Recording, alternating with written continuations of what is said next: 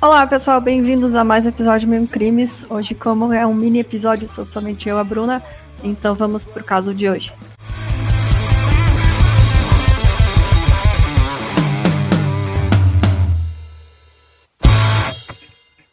O Ives Yoshiaki Ota, ele nasceu em 2 de junho de 89, ele era filho do Masataka Ota e da Keiko Ota. Ele tinha uma irmã chamada Vanessa e ele era descrito como uma criança amorosa e dócil. O pai dele, o Masataka, ele foi o primeiro das lojinhas, o primeiro comerciante a ter lojinhas de 99, ele foi pioneiro na região de São Paulo nos anos 90. E o Ives tinha apenas 8 anos quando ele foi sequestrado em São Paulo. Na manhã de 29 de agosto de 97, o Masataka e a sua esposa eles foram até uma transportadora para resolver algumas questões das lojas. Enquanto isso, o motoboy Silvio da Costa Batista vai até a casa onde o Ives e seu primo estavam com uma babá. Ele se passa por um entregador de floricultura e carrega um buquê de flores. E aí, quando a babá abre o portão para receber ele, ele estava armado e rende a babá. O Silvio, então, amarra a babá e tranca ela e o primo do Ives na casa e leva o Ives com ele. Então, por volta das 7h15 da noite, a Keiko, que é a mãe do Ives, ela chega em casa e ela vê vários policiais ao redor da casa e, inicialmente, ela acha que aconteceu alguma coisa com os vizinhos, né? Mas logo que ela chega, a Vanessa fala para a mãe que o Ives tinha sido sequestrado. A família foi até a delegacia e aí foram enviadas equipes do delegado Marcos Carneiro para trabalhar no caso, já que eles eram da divisão de sequestros. E então, no sábado, dia 30 de agosto de 97, um resgate de 800 mil dólares, que seria o equivalente a mais de 4 milhões de reais hoje em dia, mas que na época era 892 mil reais, foi pedido por um telefone. Dentro de 3 dias, os sequestradores entraram em contato novamente e aí eles diminuíram o valor do resgate para 80 mil dólares. Então, logo após essa primeira ligação, os policiais começaram a trabalhar para identificar a origem das chamadas e eles conseguiram obter números em uma localidade na região de Vila Guarani. E esse número era de um telefone público, né, um orelhão. Então, os policiais montaram também uma estratégia para também ter certeza de que o Ives estava vivo, porém, toda vez que eles faziam perguntas aos sequestradores que só o Ives ou alguém da família saberia, os sequestradores respondiam com alguma outra coisa que o Ives saberia, como se eles tivessem conseguido aquela informação antes e não tinham resposta para a pergunta que eles estavam fazendo naquele momento. Então, com isso, os policiais já desconfiavam de que o Ives já tinha sido morto. Então, a polícia identificou o orelhão de onde estavam fazendo essas ligações e montaram uma tocaia lá para aguardar a próxima ligação, né, para a família.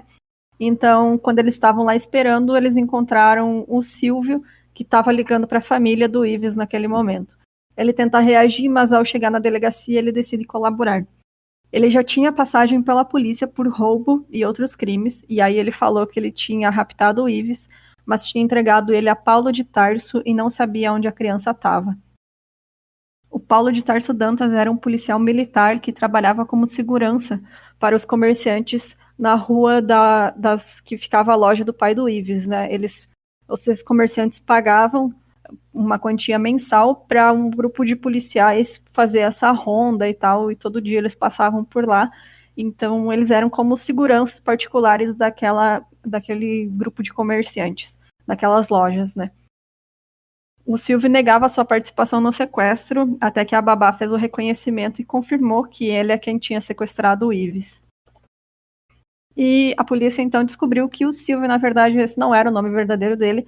O nome dele era Adelino Donizete Esteves. Então, além de tudo, ele estava usando uma identidade falsa. Então, na madrugada do dia do sequestro, o Adelino ofereceu um copo de leite com achocolatado com comprimidos de bromazepam, que é um remédio para ansiedade, que estavam esmagados e misturados junto com leite, e fez com que o Ives dormisse. Ele então cavou um buraco no próprio quarto, onde ele dormia com a mulher e a filha, e aí, depois de colocar o menino no buraco, ele efetuou 2 disparos no rosto do Ives.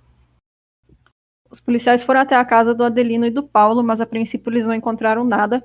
Mas então, numa segunda busca na casa do Adelino, atrás de peças de roupa, manchas de sangue ou qualquer pista que fosse do menino, eles encontraram uma alteração recente no piso, no quarto debaixo de um berço.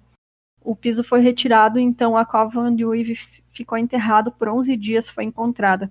Para constatar que o homicídio tinha acontecido ali mesmo, os peritos peneiraram a terra da cova e eles encontraram um projétil de 9 milímetros, que é de uso exclusivo das Forças Armadas.